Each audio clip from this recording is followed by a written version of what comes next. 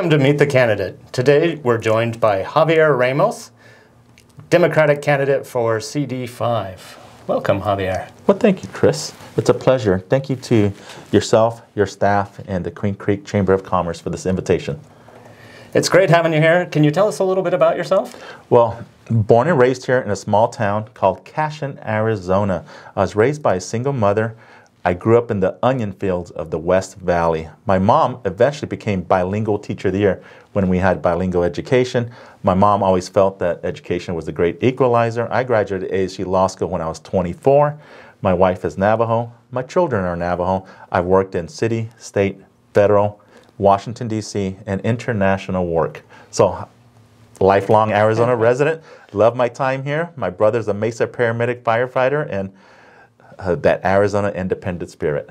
Right. So right now you're working as a lawyer for... Yes. My professional experience includes 25 years as working as an attorney. My current job is the senior counsel at the Gila River Indian community. So part of my requirements is I'm the lead negotiator for the I-10 widening project between Ahwatukee and Casa Grande, so I'm the lead negotiator. I also worked on the South Mountain Freeway as part of the infrastructure. I also built a lot of the homes for community members. So I do a lot of work for the community, and I'm very proud of the work that we do, and I enjoy it.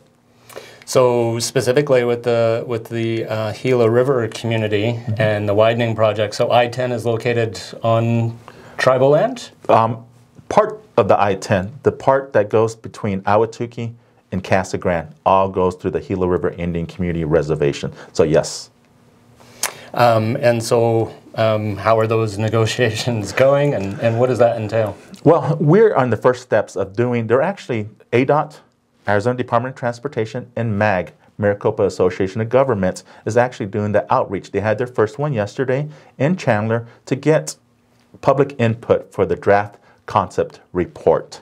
So that's the first step. So we work in conjunction with ADOT and MAG, making sure that the needs of the community and the larger community are being met with the widening project. So that's the stages that we're in.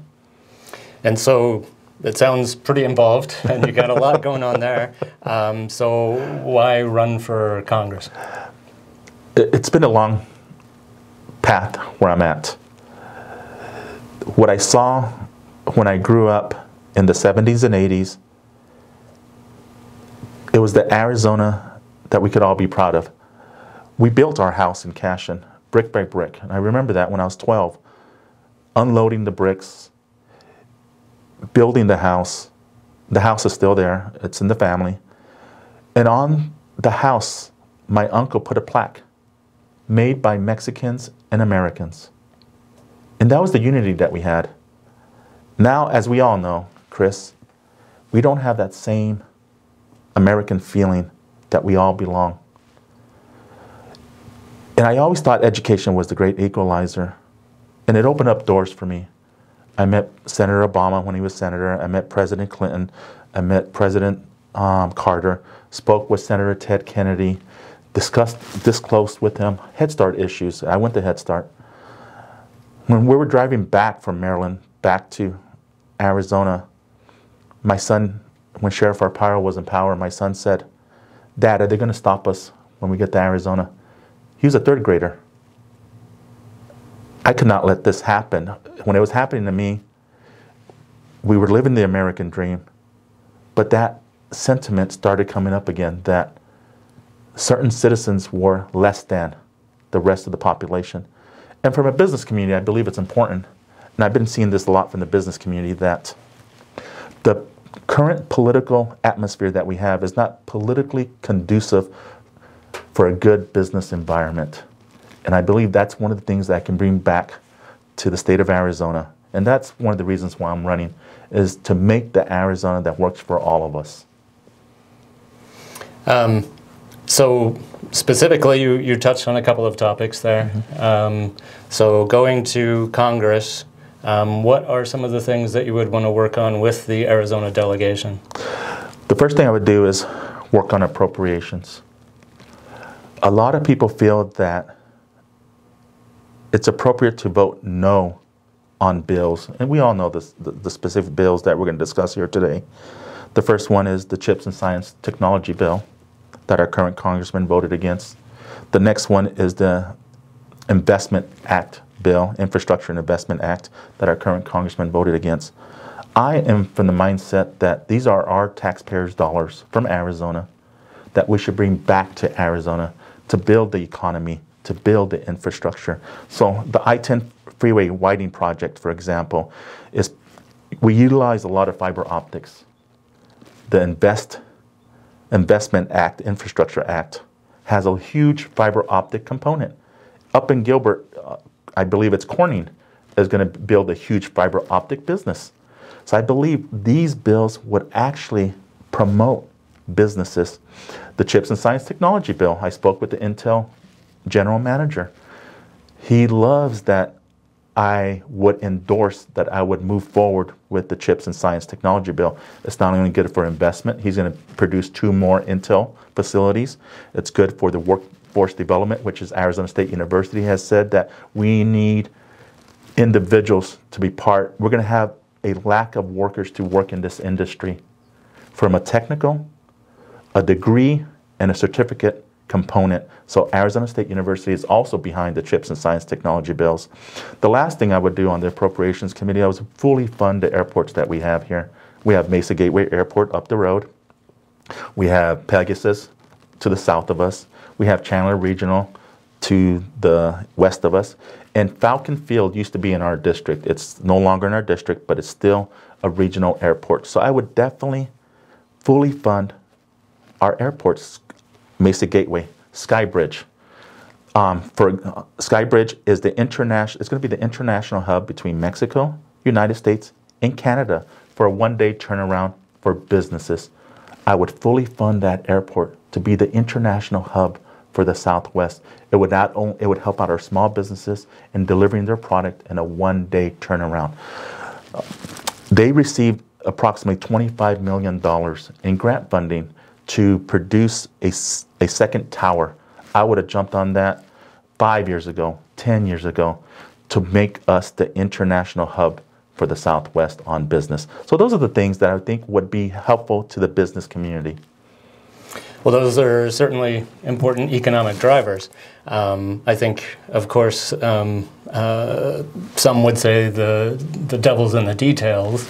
And so how would you answer and how do you see spending in Washington? Because there comes a point where some of those bills become Christmas time, if you will, and there's some members of your party in particular who believe they don't go far enough, that there should be more spending. Where do you stand and how do you see that? Well, a very interesting question. I think that's a misunderstanding of what goes on in Congress because it's both parties. And I was truly disappointed when the Republicans went in power, President Obama was the president, and we bailed out big banks, bailed out big motor vehicle corporations. I didn't hear the business community complaining about that. We only complain about when it doesn't assist the individual. But if it assists somebody else, we complain all day long. So money is going to be spent. I did a little analysis. Remember, I spent 7 years in D.C. looking at appropriations bills. It's called pork barreling. That makes up 1% of the total federal budget. We got to bring back our federal taxpayer dollars back to our community. We cannot continue saying no to our infrastructure. We need to build up our infrastructure. We need to work on our water issues so we can have a sustainable future for our state. And that's what I'm proposing. And you touch on an important topic right there, water. So what do you see happening and going forward, and what can the congressional delegation do? Well, I actually signed the drought contingency plan in 2019 with the upper basin states, lower basin states, the federal government, and the states at the Hoover Dam in 2019. We are in drought stages 2A. Starting January 1st, 2023, Pinal County farmers are going to get hit even more. We're going to have to deliver 600,000 acre feet back to the Colorado River. But under the assessment of what you had indicated earlier, maybe we shouldn't spend any money and not worry about this. I don't think that's the correct approach. I would fully support Governor Ducey's proposal. I believe he put $1 billion into the state budget to desalinate the water out of the Gulf of Mexico. That's one component. I would definitely subsidize that idea from federal from federal funds. Should we say no, don't do that, and let Arizona go dry? I say no. Let's continue having a sustainable future. We need to bring back infrastructure. That's one component on solving our water crisis. The second component is conservation with our businesses. Intel has explained their process of recycling their water, putting it back down into the aquifer. I like what they're doing out there. Semiconductor business uses a lot of water, but they're recycling that water back into the ground. The third thing we need to do is continue pushing this issue to the forefront. Let's continue talking with the upper basin states, lower basin states. California is beating us to this punch. They're using the majority of the water. The Imperial Valley out of Southern California is the biggest user of the water. We got to put it back at the forefront before the federal government comes in and tells us what is right. Only Arizonans can tell us what is right. So that's what I propose on the water issues.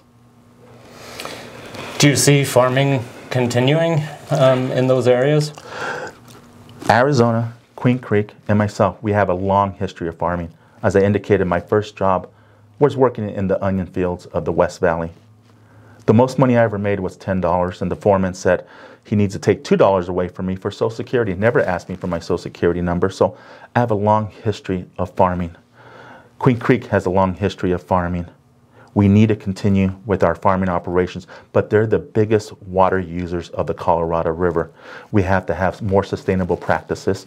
I do a lot of farming. I do a lot of legal work with the farming community. We can't continue with flood irrigation. We got to do something more sustainable. Crop rotations, drip irrigations, field leveling. The technology is out there where we can reduce our consumption in the agriculture industry. All important topics, and there's a lot to unpack there, but we need to touch on a few other subjects as well. So one of the issues being international trade. President Trump put in tariffs on Yes. China. There are some that are calling for those tariffs to be removed, but that has its own set of problems. So where do you stand on international trade, and how do you see that happening in Congress? What plays out? Well, we definitely have to have a fair system for our American corporations.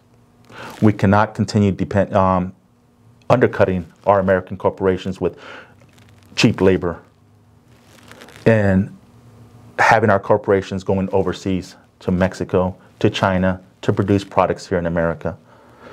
We have to have a fair system. And there is a balance between isolationists, putting tariffs on imports and exports. So it is a complicated issue, but one that I strive to find a balancing between what is right for the United States and for Arizona. And you know, that brings up another topic for the big businesses. We've touched on water, the tariffs and international trade. And so what about energy policy? Where do you stand on energy policy, and what do you see playing out? Me working with the native tribes in Arizona, I've seen they have a huge amount of raw resources. They've been neglected over the centuries. For example, uranium. When we needed uranium in World War II, they extrapolated a lot out of the Navajo Nation. And still, those uranium tailings are still there and affecting the Navajo people. The Four Corners generating plant, the Page generating plant, Navajo Nation has, I believe, a 100-year grade A of coal supply under their territory. They provided high-paying jobs, those coal-generating plants, and it also produced electricity. That electricity went to Vegas, Los Angeles, Phoenix, and Tucson. We cannot just stop our energy production without having an infrastructure in place for clean energy. Everybody talks about clean energy, but we have to have an infrastructure in place to not only produce that clean energy, but to deliver that clean energy. So it is going to take years. I believe we should move towards a clean economy for a sustainable future, but we cannot just cut off our current energy uses right now. It will take time. And I'm glad you bring that up because as we sit, California is talking about brownouts and blackouts again. And you mentioned Intel several times, and semiconductors can't just shut down.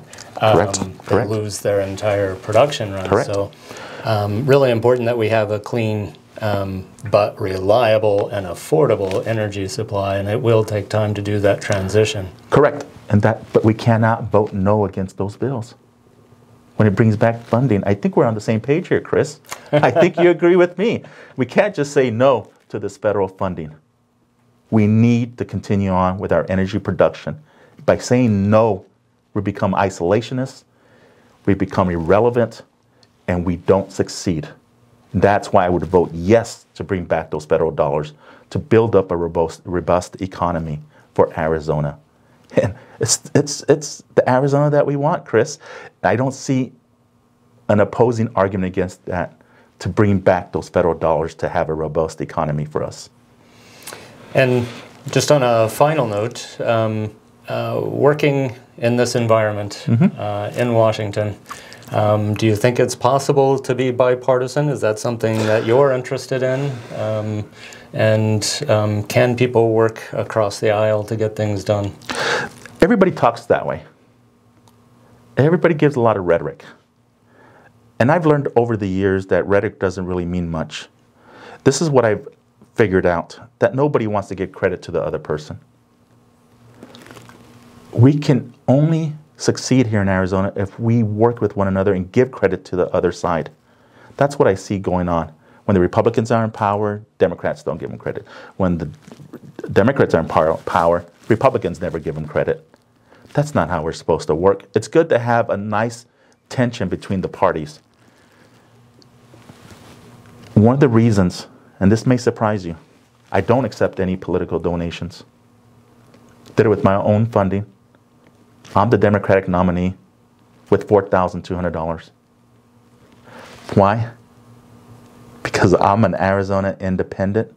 I make up my own mind, not beholden to any individual except for the voters of my town, Queen Creek, my district, Gilbert, East Mesa, Apache Junction, Santan Valley. And that's why I can work across the aisle, because I owe no one except for the voters. My conscience, what's right for Arizona. Very good. Anything that we haven't touched on that you want to include? From the business community, no, I am.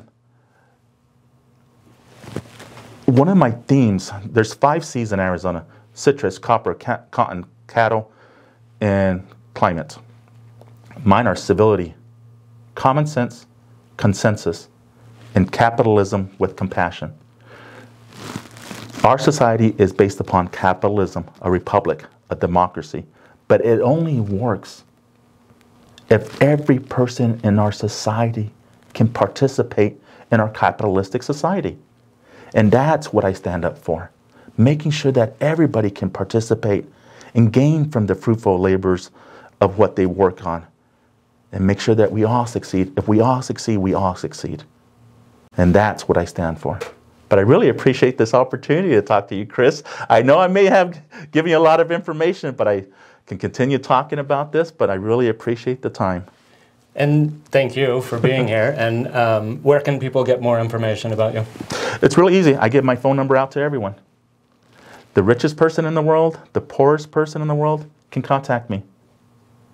It's on my webpage. My webpage is ramosaz.com, ramosaz.com. I can give out my phone number. It's on my business card. People call me all the time. I deliver my own yard signs to people personally. I put up all my signs, and I got all my petition signatures. So I do have a team, but I like to meet the voters where they're at. So they can reach me directly on my website or call me anytime. ramosaz.com. Thank you so much, Chris. Thanks.